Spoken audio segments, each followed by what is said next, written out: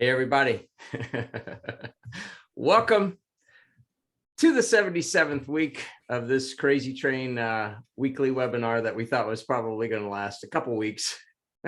So anyway, I am back from Kiowa Island, never been there before, so I have the t-shirt to prove it. It was wonderful. If you haven't been outside yet today, do yourself a huge favor, lighten the load, go outside and be grateful that we're not shoveling snow. It's just gorgeous out there. So I think Adam has a little bit of a rant, but we have Jack Santaniello from our Washington Bureau.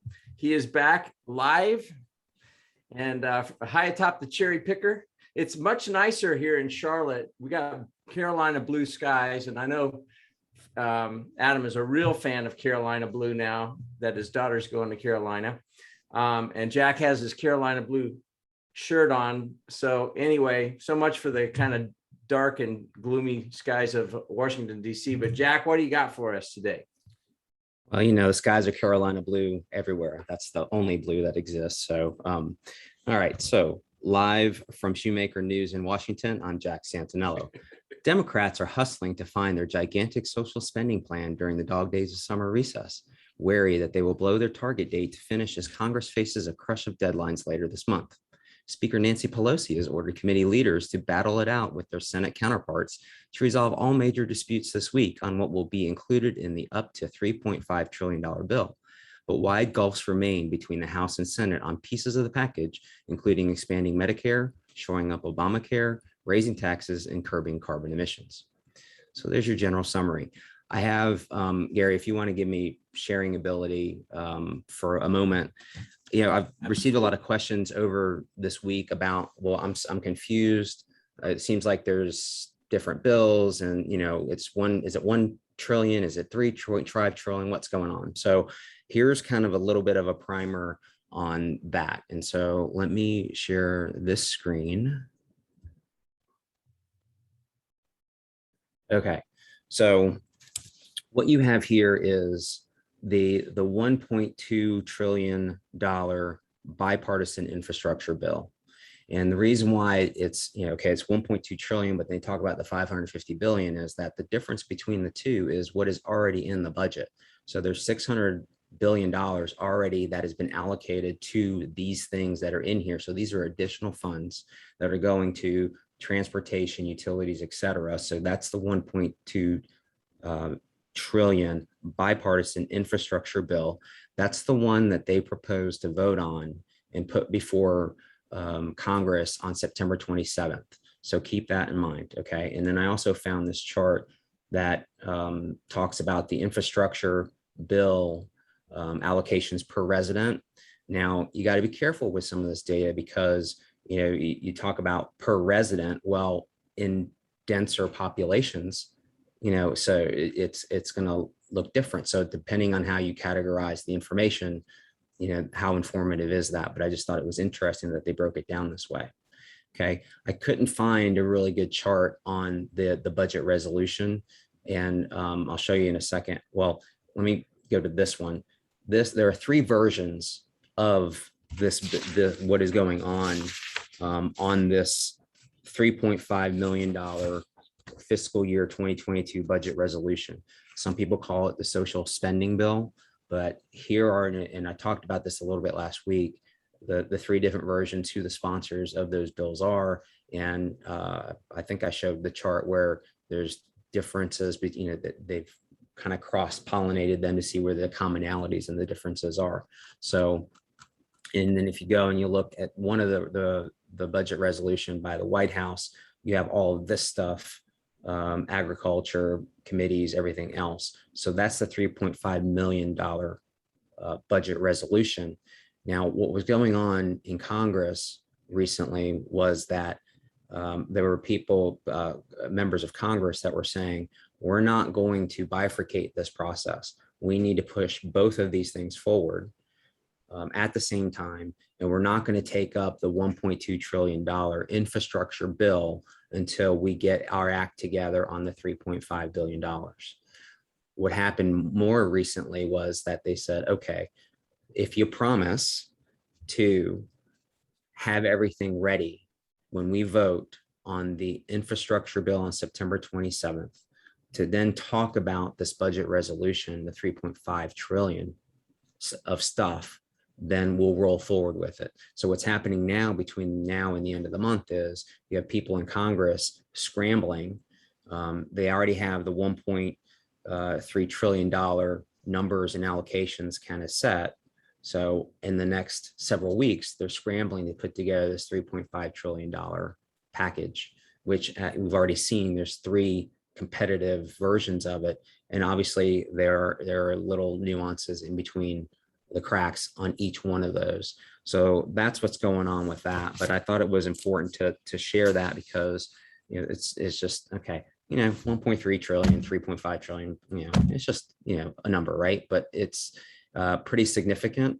And there's plenty of information out there that you can find that will go, if you're very interested in it, we'll go through in explicit detail as to what is in each side and where the crossovers are. So just wanted to start out with that. And now you may proceed with your tirade. Excellent. Excellent. You got it, Adam. Oh, hey, Jack, I don't know how you're going to want to hit on the tax components of this, Gary. Maybe we'll just let him go through for questions, or we could get back to commentary on the tax elements. But I wanted to hit on North Carolina PPP. So just a reminder that the budget proposal that passed both the House and the Senate with a veto-proof majority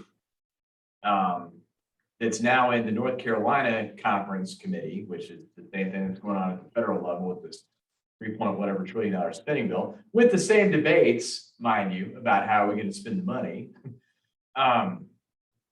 includes allowing for the deduction of PPP expenses. So North Carolina would then align with the federal code in 47 other states, finally. So I looked up the current status of it, and, you know, Phil Berger's announcement is that there's no way we're going to get through this in September. Mind you, it's September 2nd.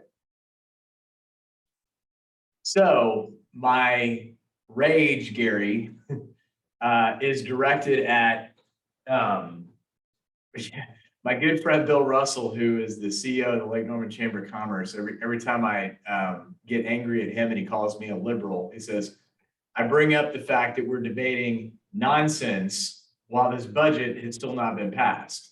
So yes, your congressional leaders in North Carolina are currently talking about whether it's a good thing or not, nonsense, while this budget is sitting on the shelf, not being compromised in the 1 month that they have available to compromise. Like, why aren't we all hands on deck getting this thing done? So to anybody out there that says, oh, we can walk and chew gum at the same time here in the General Assembly. No, you can't. Like, you've proven it time and time again that you cannot walk and chew gum at the same time. So stop focusing on freaking social issues and get this crap done.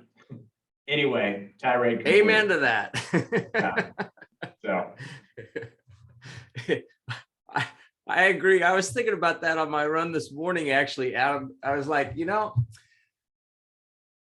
all we care about is getting this thing done for businesses. And actually, if you're going to look at it from a selfish standpoint, we actually make more money if we have to go and amend everybody's returns. It makes us money. We don't want to do that. We want to do what's right for businesses. It's ridiculous. All right. Now you got me wound up. yeah, sorry about that. Hey, you know what, Jack? I'm going to make you host again because I want you to share that.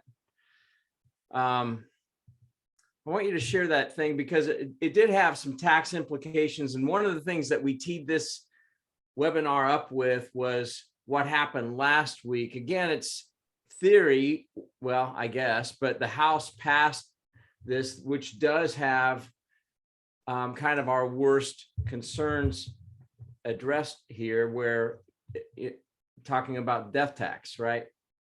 And so, again, it ain't done until it's voted on, but it's pretty likely at least this point. A few weeks ago, we thought that probably ain't going to happen. So I think we're going to go deeper on that next week, right, Jack? Yeah, so I get to do the teaser. Awesome. Okay, so yes, I have asked one of my partners, Stephanie Daniel, who is our service line leader for our estate and tax group. It's actually called Wealth Management at this point, kind of rephrasing it out of not only estate and tax, but so she has agreed to join us next week. And she has consistently, her group has been distributing information on, and a lot of times when I get information on those kind of things, like when I initially talked about the 3 different versions of the budget bill, she was the one who had, okay, yeah, this is who said this and this and everything else. So you keep in mind that a lot of it is speculation until it actually happens. So this is kind of really our best guess based on history and based on what is being floated around at the time. But it seemed like we've been kind of waiting and throwing little teasers out about it. But it seems like it's the appropriate time now to go ahead and talk about it, because it is moving forward in some aspects, but it's still very speculative. So and we're kind of running out of time. It's September. We're in towards the end of the year, so it'd be a good time to talk about it. So yes, she will be joining us next week, barring any unforeseen circumstances that would prevent her from coming. I will inform all of you that she is a Dookie, and she reminds me of that all the time at the appropriate times or inappropriate times. Yeah. Like, for example, when a certain coach retired, and then their coach retired soon after. So, it comes back. So it's all good. Yeah. And, to hit on it as a refresher, the things that have been bandied about, the bill that was passed just gave some areas to target, which was pretty well aligned with the directions that came from the Senate, which is, one, go after high income people. And going after high income people, the bar was set at $400,000. It's like what everybody's calling high income people. And the areas they wanted to go after are, a tax rate increase. So what they're talking about doing is just accelerating the top federal rate to expire. It was already going to expire anyway, unless the decrease that was passed in 2017 was extended. It went from 39.6% down to 37. They're talking about bringing it back up to 39.6% ahead of its already planned expiration, which is 2026. That's one. Then two, the capital gains tax on, high income earners, big transactions. Biden's talked about that being $1 million threshold.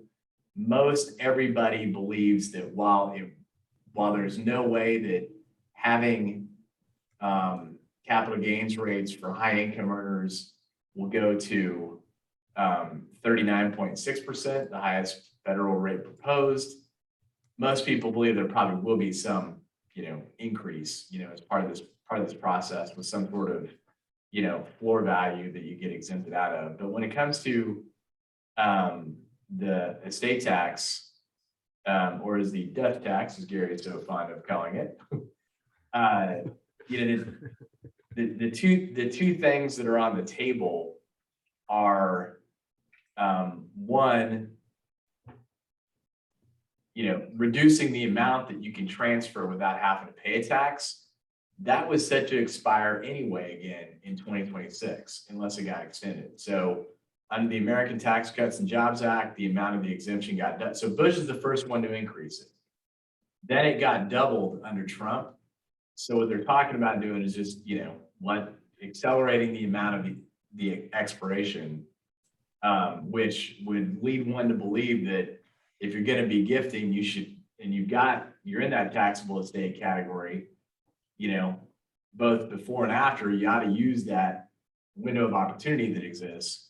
And then secondly, right now, if I die and Jack's my kid, and I own Apple stock, that will, and I paid $1 for it, and its current market value is $100. $100 Jack inherits $100, potentially tax-free. But he gets the value at $100. So capital gains were never paid on that transaction and may never get paid on that transaction if it just keeps on passing from family member to family member. So, they're talking about saying, look, Jack, you need to owe capital gains tax on something. So I think, based on the tea leaves, there probably will be some carve out for small businesses and farms and things like that on this piece. That's what was in the Senate instructions to, basically, if you have a bunch of illiquid assets, they're not trying to create the Washington Redskins situation. So those of you who are Redskins fans that hate Daniel Snyder, you owe the estate tax to thank for that. Because the reason the Cooks sold it is because they had to pay the estate tax bill associated with it. So anywho, that's actually how whatever his name is, the Wayne Huizenga got the Dolphins too. The Robbie family had to sell the Dolphins because of the estate tax. So that's what happens when you got illiquid assets transfer with limited planning done beforehand. But outside of that, just before it's all doom and gloom, I love Gary's teasers. At the same time, remember the Senate package did have a carve out saying, hey, no raises, no tax increases for small businesses. That was defined as below 500 employees. So I would hope that would survive a compromise, which is good news for all of us. It's all part of the sausage making mess. Yuck. That's right. Hey, Jack, can you go to the next slide that you had there? The one after that. There we go. There we go. From that one, anything from the tax standpoint, Adam, that you want to address? The 25 billion small business committee, that's going to hit there are some credits that are being proposed. Same thing with 198 billion. There are some credits that are being proposed, just to help foster incentive. There's still a lot to be done to shake out what those will actually look like. Yeah, and excuse me, as far as you were mentioning, where is this money coming from? There's other materials out there that show, okay, this is showing where the money is going to, supposedly, but where is the money coming from? We making it, and then start talking about monetary policy and those kind of things. So it's words matter in this, and even in discussion phase. So you start talking about, these are huge numbers to throw into there. And then, there are, if you were to see the breakout of what is under, like pick any one of these, the 20.5 billion for Indian Affairs or 25 billion for Small Business Committee. What does that really mean? Where does it go? Where does it break out? And then you start talking about allocations of, and this is specifically for the infrastructure, but their infrastructure bill, that 1.3 trillion, not the 3.5, but there's similar demographics, like who is going to benefit out of receiving all this money, as far as where you live and what's going to happen with the money. When you start talking about, okay, spending money on environment and public works and resources and everything else, well, where are those resources located, kind of thing. So it all interworks together. But yeah, it's the end of the story is that we and our children and our grandchildren are going to be paying for this. You can't just make money out of thin air. Well, you can print it, but so again, that's not a political statement or anything else. It's just reality on how printing money works and allocating money to certain things. So, and again, not a statement on the necessity for those things. A lot of these things, most of these things are necessities that, we need, but, it's what is most important, what is a priority. And of course, there are differing opinions. So. Very true, Rich. Someone has to pay for the party when the party's over. That is a true statement. I hear you. And at the same time, it's like, for all remember that the tax cut itself that we're all saying was the greatest thing ever, and I agree, did add $1 trillion to the deficit annually. So it's like, we're all the sky's falling. It's like, pretty much I think what we've got as a track record is that going back to Ronald Reagan, both parties have sucked at this, with the one exception of, for 1 year only, we had a balanced budget under Clinton and Gingrich in the House. So it's like, we pretty much have universally sucked at this whole deficit reduction thing. The good thing is there's bipartisan consensus that they both love spending money like drunken sailors. They just have different versions of how they enjoy spending it. Yeah, that's true. Yeah, it's one thing when you get to make the rules for everybody else and you don't have to abide by them. Gosh, what a great position to be in. Yeah, that's right. That's why they don't want to get rid of it. Once they get entrenched, you cannot get them out. Term limits would be a great thing for this country, I think. Yeah, that's right. So anyway, well, Rich, thanks for chiming in on that. Any questions from the gallery? We are here to address them. Hey, I did watch the video from last week. Thanks for letting me have some time at the beach last week. It was really awesome.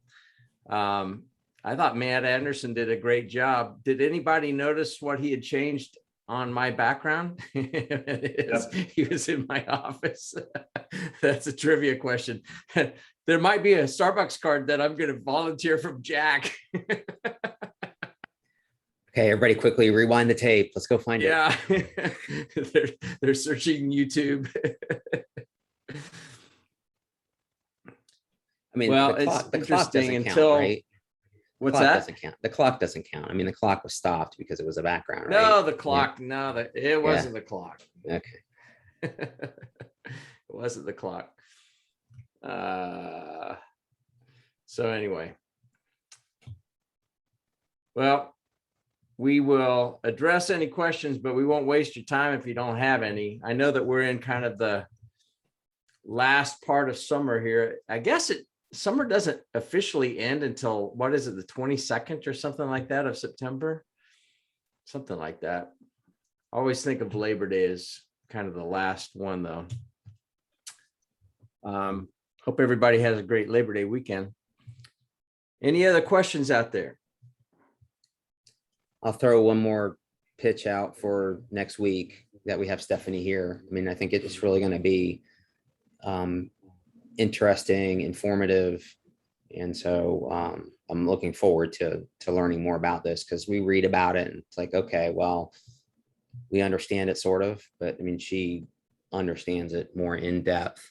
And, people are very, I think, concerned about how that impacts their personal financials and their savings and everything else. I mean, you kind of have been rowing along a certain path, and now the path is going to the path is going to change potentially, and how does that impact you? And some have said, well, okay, young enough to deal with it, no big deal. Things get screwed up, they'll recorrect before it really impacts me. Well, maybe that person doesn't understand how money compounding works when you have less of it that is being saved, kind of thing. So anyway, yeah, please join us next week. Yeah, I think, the bottom line is we don't know necessarily where everything's going to wind up.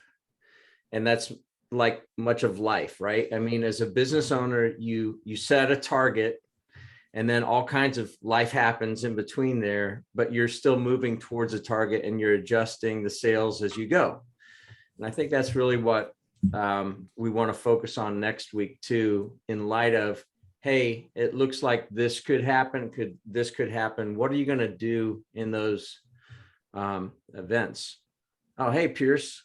Good to see you. By the way, Rich says no pumpkin spice lattes until September 23rd. So September 22nd must be the last day of summer. Pierce, good to see you. If someone gifts property in 2021 and cannot get the appraisal done until 2022, how do you feel about that?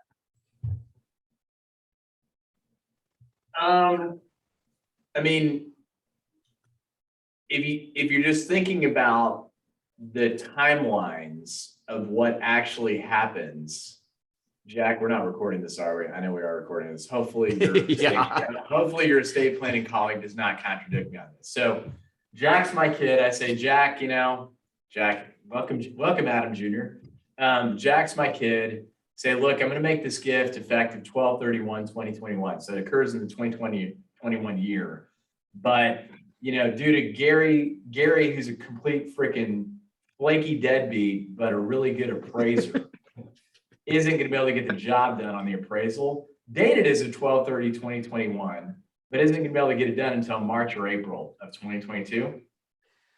That gift tax return isn't actually due until October 15th of 2022. So we have a lot of clients that don't have everything they fully need pulled together to consummate their gifts by the end of the year until, spring or summer sometimes, just because you're dealing with attorney schedules, you're dealing with appraiser schedules. So as long, what's a bad fact is when you give something, again, it's still legal, but it's a bad fact. If you give something after you've already sold it, that's usually a bad fact because time is your ally from a gifting standpoint. But in this particular case, especially if the asset wasn't subsequently sold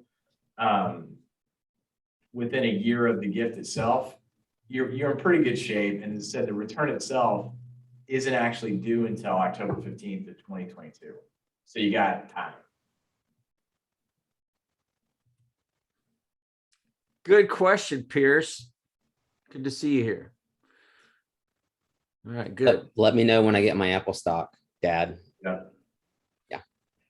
And I just want to make, I want to defend myself as the appraiser in that said example.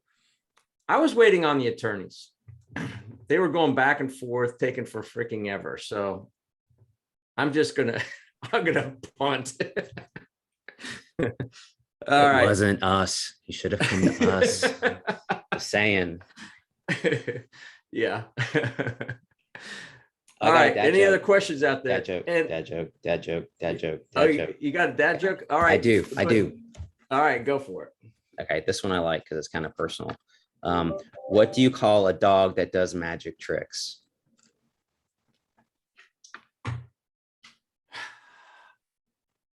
All right, I have two. Never mind, I'm not even gonna say that. The answer is a labracadabrador. Come on, that's pretty good. Adam, laugh. Obligatory laugh. There you go. Terrible. I have two black labs, so.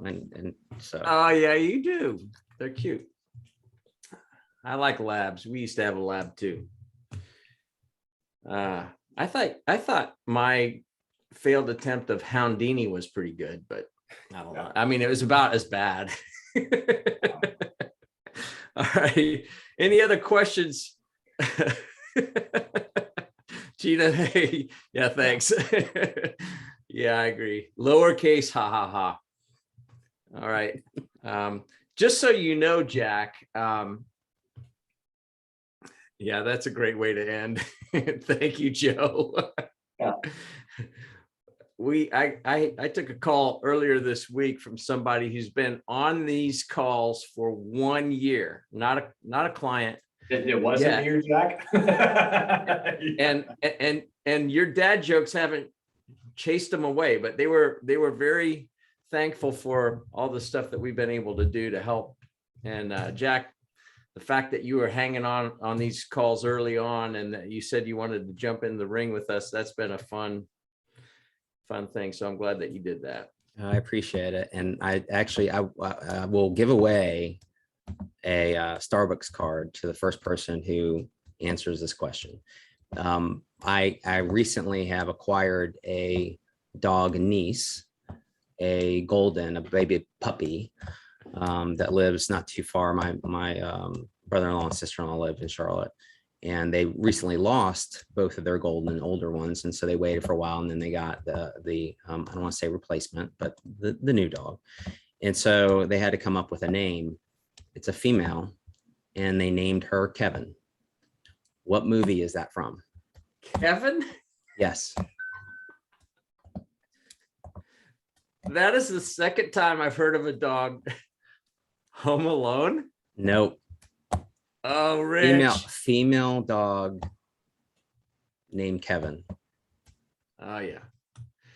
My oldest son, lived abroad in Costa Rica with a Costa Rican family, and they didn't speak any English at all. And their dog's name was Kevin. Yeah.